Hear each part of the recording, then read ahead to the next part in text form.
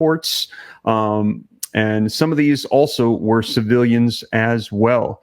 So, man, they are saying that this has escalated tensions significantly as a result of what has unfolded. They're saying that this is World War III on overdrive.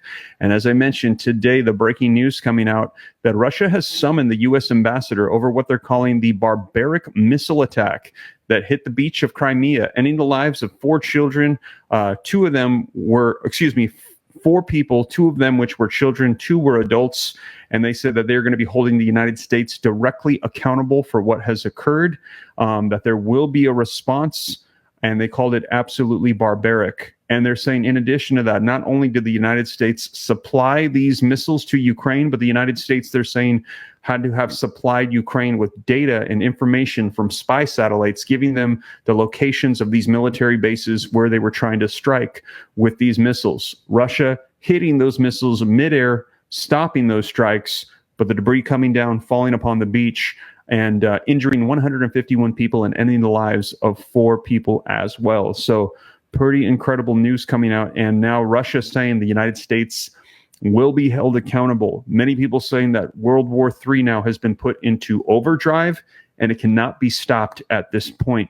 Let me know your thoughts in the comments. Are we in World War III or about to enter in? If you believe yes, put a 3 in the comments. If you believe no, if we still can avoid World War III, put a 4.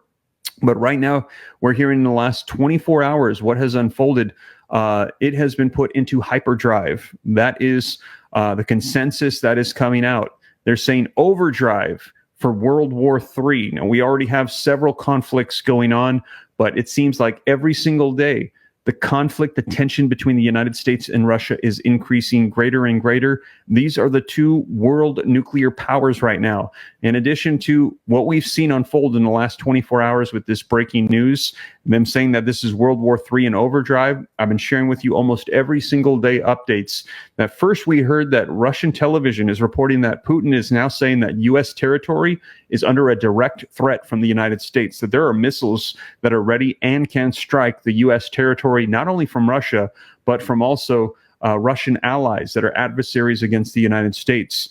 I also let you know on the 21st that Russia said that they would be requesting an open dialogue with the United States to try to de-escalate the tensions, as they're saying that these 2 nuclear world powers, they need to talk. They need to have a sit down and talk and discuss things out because tensions are rising every single day. We also heard that Russia is now considering changing their nuclear doctrine to give them permission to do a preemptive strike if they feel potentially threatened with nuclear war. And they're talking about the West, they said, the United States and NATO. And also, Putin says that Russia may be supplying the adversaries of the United States with weapons. Specifically, we're hearing North Korea with that meeting that has unfolded. So things are without a doubt intensifying all across news media outlets. We're seeing this coming out, and we're also hearing warnings of World War III.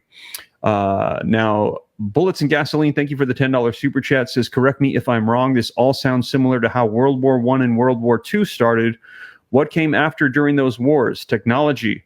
Curious on to see what technology we'll be getting during and out of this war. Just a thought.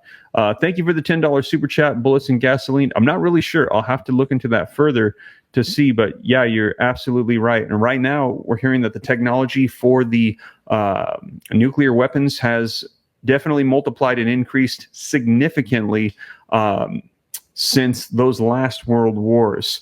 Now, I see some people are asking for the sources. They are linked in the description. As you guys know, here on the channel, I cite everything. So right now, all you got to do is type in US Russia in a Google search, and you will see that this has unfolded. You'll see the warnings coming out from Russia saying that the United States will be held accountable.